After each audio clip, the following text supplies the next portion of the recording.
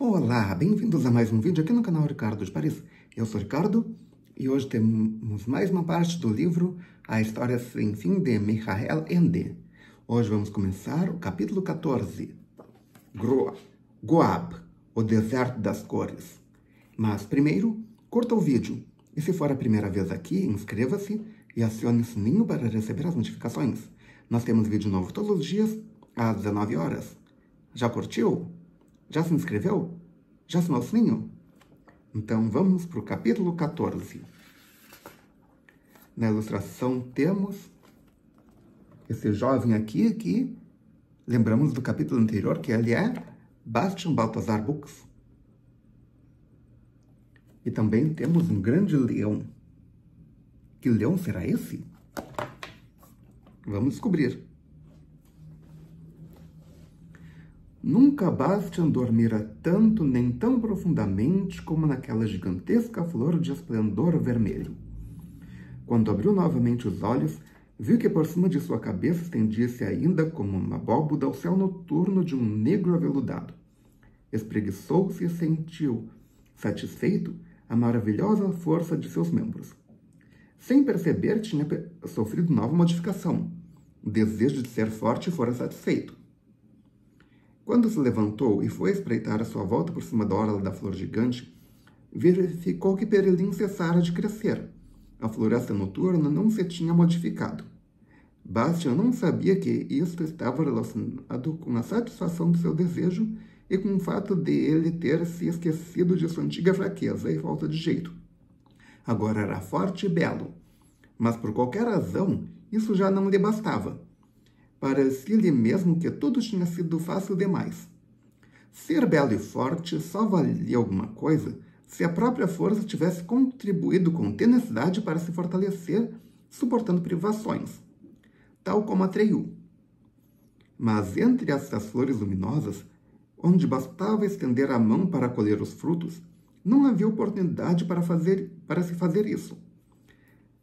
Apareceram a leste no horizonte de Perelim os primeiros raios luminosos da aurora cor de madreperla.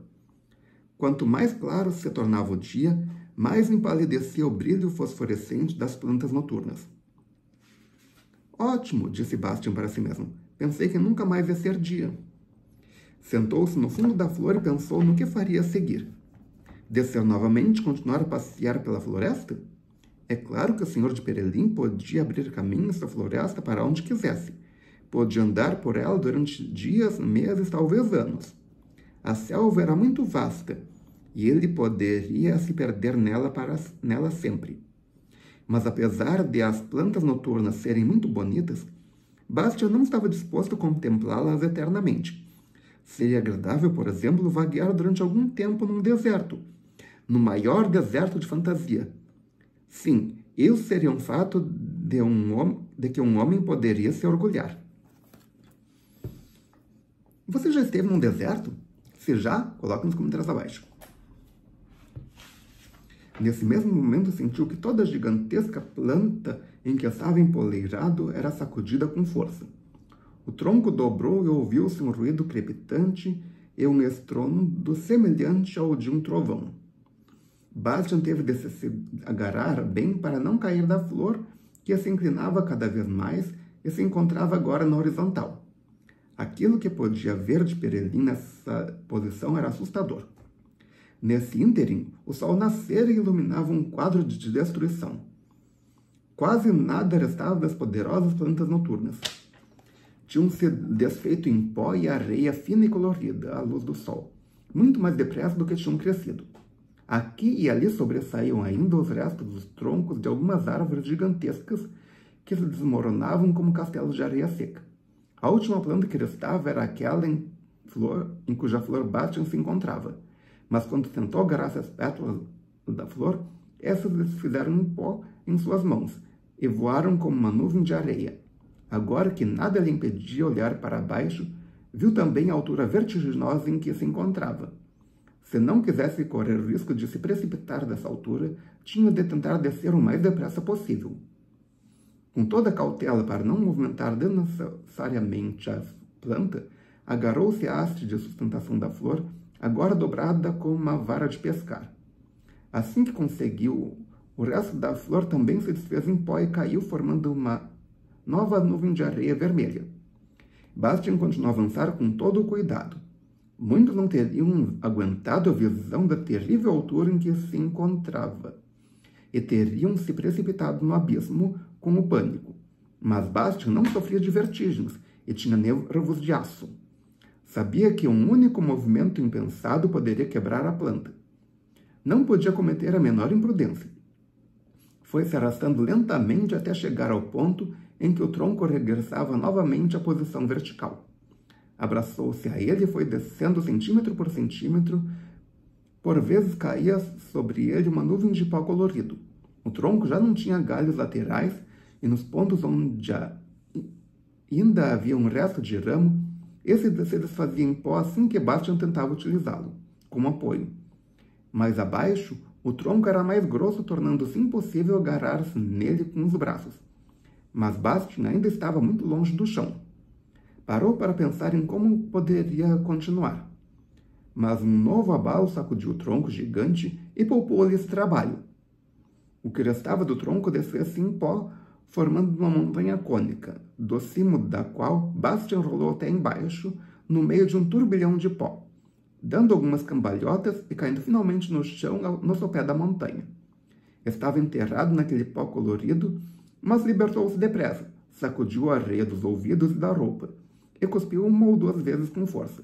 Depois olhou à sua volta. O espetáculo que via era inédito. A areia ondulava por toda a parte num movimento lento e contínuo. Formava turbilhões e correntes, montes de dunas de diferentes alturas e tamanhos, mas sempre de uma cor determinada. A areia azul clara amontoava-se numa colina azul clara. A verde formava um monte verde. A violeta, um violeta. Perelim dissolvera-se e transformara-se num deserto. Mas que deserto estranho! Bastian subira em uma duna de areia vermelho-púrpura, e à sua volta via colinas e mais colinas a perder de vista, de todas as cores possíveis e imagináveis, pois cada uma dessas colinas era de uma tonalidade que não se repetia em nenhuma outra. A mais próxima era azul cobalto, uma outra amarelo açafrão. Por detrás dessa brilhava muitas outras, vermelho carmim, azul escuro, verde maçã, azul celeste, laranja, cor de pêssego, cor de malva, azul turquesa, lilás, verde musgo, vermelho rubi, castanho, amarelo escuro, vermelhão, cor de lápis lazuli e assim por diante de um lado ao outro do horizonte, até onde a vista abrangia e para além ainda. Entre as dunas corriam ribeirões de areia dourada e prateada, que separavam as cores umas das outras. Isso é Goab, disse Bastian em voz alta, o deserto das cores. O sol ia cada vez mais alto e o calor tornou-se sufocante. O ar começou a tremer por cima das dunas de areia colorida e Bastian percebeu que se encontrava em situação difícil. Não podia continuar nesse deserto, disso não tinha dúvida.